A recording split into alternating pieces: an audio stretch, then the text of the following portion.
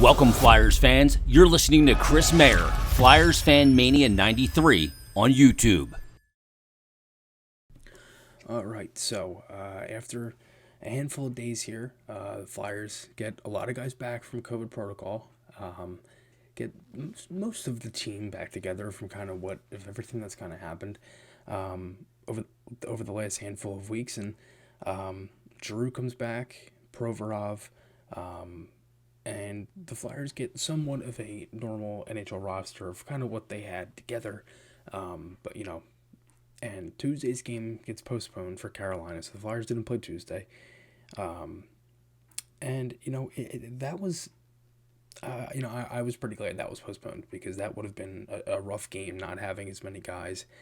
And I don't know if those guys would have been back. It seemed like they would have been for that game. But again, I still feel like it would have been pretty rough for them. And I think there obviously was some questions around that, but that's not the what we're talking about here. We're talking about the Flyers and Bruins game tonight. 3-2 loss in regulation. Basically the Flyers against David Pastrnak. I feel like that guy's turning into Crosby when he plays the Flyers. Seems like every time he plays the Flyers, he either scores 2 goals, a hat trick, whatever.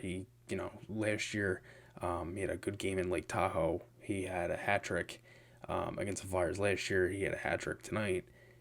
He's just like unstoppable when he plays the Flyers, and he's been very, very good. That entire line has killed the Flyers, especially last season, and it has at times this year as well. But I think there were a lot of turning points in this game. The Flyers obviously didn't have their best start. They took a while to get their first shot on net, and they had 2 squirts of that in this game. Basically 2 splits of play where they didn't have a shot for a good period of time. And I'm talking like 5-6 minutes around that. And that's not going to help you. They had some spark at times. But again, Mikey always talked about habits. It's getting rid of habits out of their game. Getting rid of the bad habits. Replacing them with good. They still have a lot of bad habits in their game. And a lot of that showed in this game. So starting off, obviously I talked about guys coming back. And the lines for this game. Farabee, Giroux, Atkinson, Van Riemsdyk, Hayes, Konechny, Cates, Lawton, Lindblom, Willman, Frost on the 4th line with McEwen. Provorov, Sanheim, York and Braun, Yandel, and Sealer are the defense. Carter Hart in net for this one.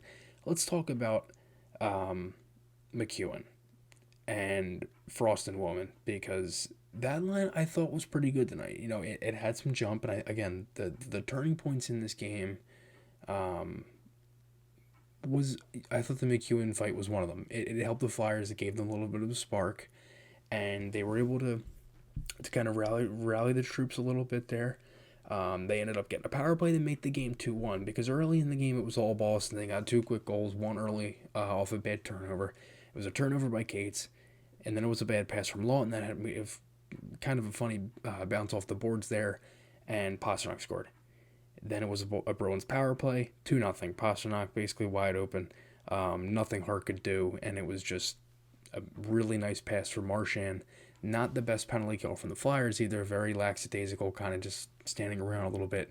Then they ended up taking a penalty a couple of seconds later, and then it was a much better penalty kill from the Flyers, more aggressive. They made better plays. They got pucks out when they could, and they killed that one off.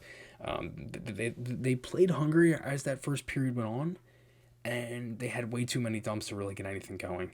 Hart had a handful of good saves. Flyers get a power play late. They basically lost every puck battle, and their zone entries were brutal, so they really didn't do anything with it. Not the best period. They woke up after the TV timeout. They had a handful of chances, but it seems like all year it's taken them until that first TV timeout to kind of get going, and that's a problem, especially when you're giving up chances. You already find yourself down 2-0. But again, like I mentioned, that McEwen fight really sparked the Flyers.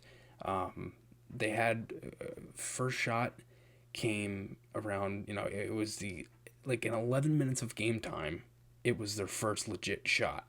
So 11 minutes of the actual game clock time was their actual shot, and it was a dump in from the other end. And it was just, it was unbelievable that they even counted it as a shot, but it wasn't anything close to a scoring chance. It wasn't even in the offensive zone. The Flyers did start to get their chances, though. They get the goal on the power play, they draw a penalty, Atkinson scores on a tip. Really good power play, though. Good puck movement. Really good play by Yandel to get into the zone. Good zone entry. They got through with speed. Hayes kind of took it around. They set it up. Provorov with a shot. Tipped in by Atkinson. So it's 2-1 there.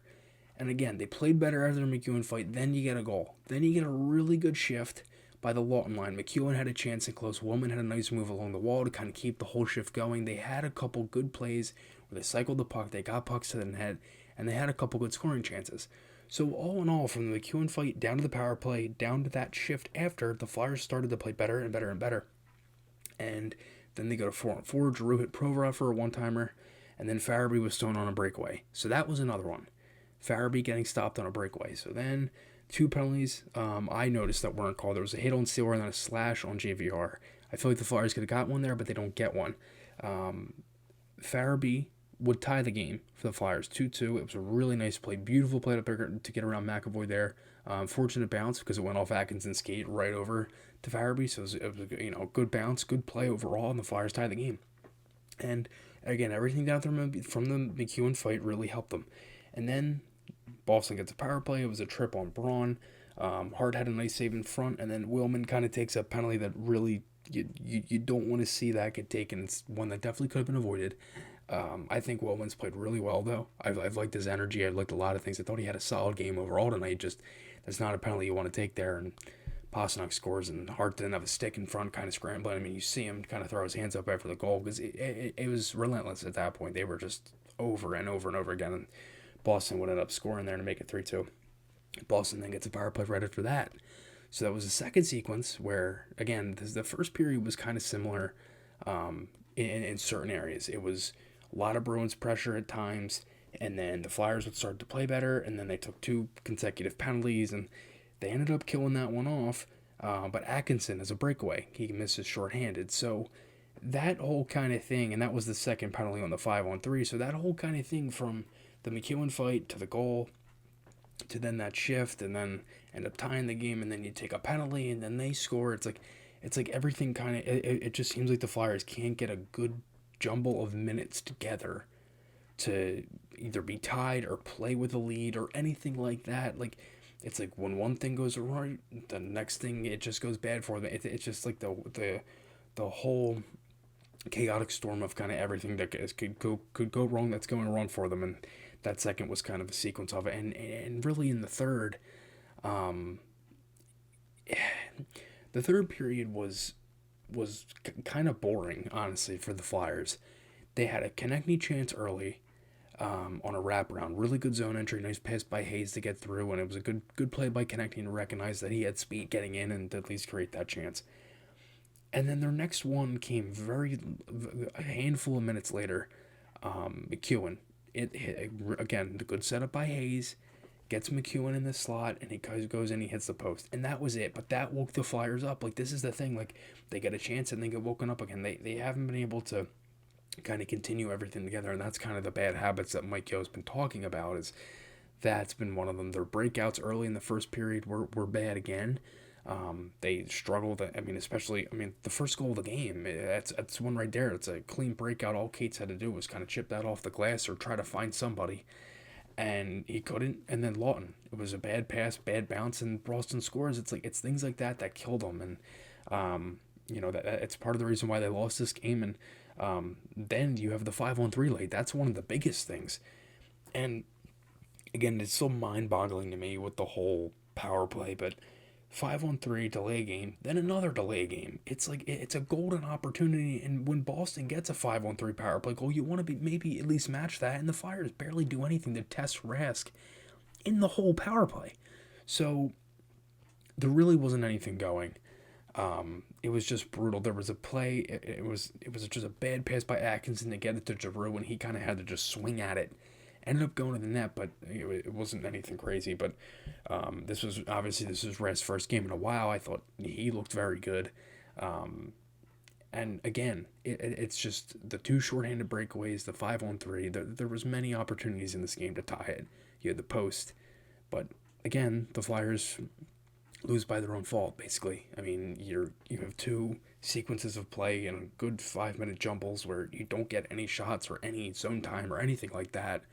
You took consecutive penalties twice. You had a 5-on-3, like all of it. So there's obviously a lot of things that can be cleaned up. One thing I do want to talk about, two players, Cam York and Morgan Frost. Frost, I still don't understand him playing on the fourth line. Him being the scratch at practice. I know I tweeted about it as well. I don't understand it. There is nothing that he is going to learn not playing games, not getting reps, not getting practice time. Like him sitting out and not getting and playing on the fourth line is going to do nothing for you. It's the same thing with Lindblom, where he gets put on the fourth line. You can't. It just ruin. I feel like that's going to ruin his confidence even more, because when they say Frost does one thing right, one thing is bad. When he fixes that, the other thing is bad. Like there's no in between. And I do think there are some areas that need to be fixed with his game. You know, like playing more physical off the puck. He's been very good defensively, I will say. I think he's been good at times overall in that department. And offensively, he's had some flashes, but I just can't. I just don't want him to be on that seesaw of being like, you know, not from the AHL to the NHL, but what I mean is like from playing to not playing, like that kind of seesaw. Like you let the kid play. You're not going to see anything from him if he's not playing games. So that's one thing I want to see moving forward, is Frost get more put in an opportunity to show what he can do. Because again, I don't think him going from second line one game to fourth line this game is going to be doing anything for him and his confidence either. And I thought Cam York had a really good game again. I thought he had a lot of chances. There was a play in the first period where the Flyers kind of set it up for him, had a chance to walk into one, shot got blocked. One in the third period, shot gets blocked. Like he had a lot of good plays. It's just kind of getting that shot through the net. And even on the power play, there's been times where York hasn't been able to get that through the net. If he's able to get that and possess that quality of getting shots through the net, that's going to be huge for him, I feel like, because he had a lot of good plays where he'd set up guys well.